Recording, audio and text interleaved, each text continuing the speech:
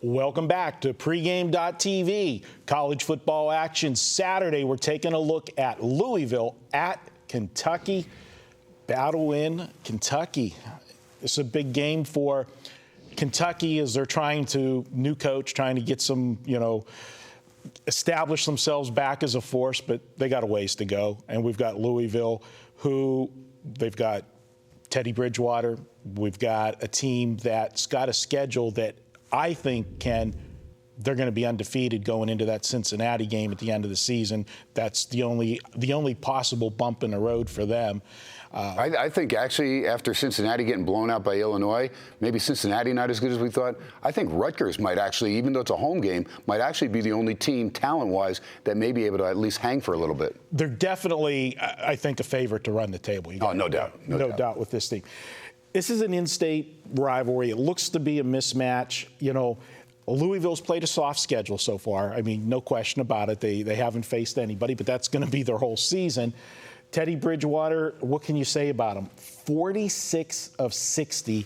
He's passed for 252 yards in 2 games. Got a TD to interception ratio of 9-1. That's ridiculous. The guy is insane. What do you think before I get into this being my free pick? 76.7% pass completion. You have Sonoris Perry, you have Michael Dyer, who's finally keeping his nose clean. Let's hope he keeps it that way because the guy's a talent. Dominique Brown. You have 3 running backs.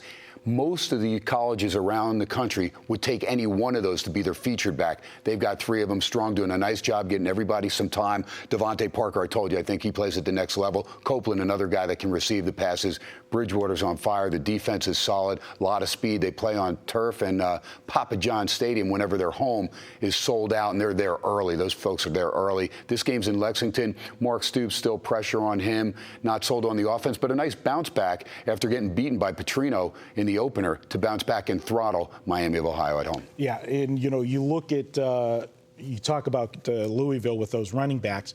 I've always said you take an average quarterback, have a good running game, you're going to make an average quarterback a good quarterback. You take a good quarterback and give him a running game, you're going to make him a great quarterback. And Teddy Bridgewater's he's beyond a good quarterback. He's a great quarterback already. And with that running game, what do you stop? You sit there, if you're coming up trying to stop the run, you got play action, he's burning you there.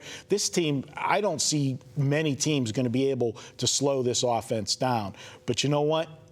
This is my free pick. Let's go ahead and make it official. Let's do it, Marco. Well, laying this many points on the road is not something I like to make a habit of, because laying points on the road, college football, especially in a rivalry game, that can be dangerous. But I'm going to make the exception here in this one, and I'll tell you why. First of all, it is a rivalry game, and Kentucky's the SEC school. Louisville wants to get style points. They need style points going later in the season when things get a little dicey, trying to sneak their way into that BCS game. If a couple teams, stub their toe and they're undefeated, they're going to be there. But if there's a couple undefeated teams, Louisville has to pad the stats to be able to leapfrog another team. Also, recruiting. You want to be able to be the king of your state. And, Kentucky's the SEC school. This isn't basketball, it's football. Louisville right now, the program is head and shoulders above Kentucky. They want to keep it that way. When you lay points on the road at a big number, sometimes you got to worry about the coach taking his foot off the gas. Well, 2 reasons that's not going to happen here. Just like I said about running up scores to pad the stats for the BCS, they also have Teddy Bridgewater, where they want to try to get this guy the Heisman. They're going to keep him in games a little bit longer than they probably would normally do if you're blowing somebody out, because you want those gaudy numbers for him to get the votes for the Heisman Trophy. You add all that up, I'm looking at a Louisville team that should be able to roll over this Kentucky team. I don't like this Kentucky defense. I don't think they're going to be able to stop Louisville.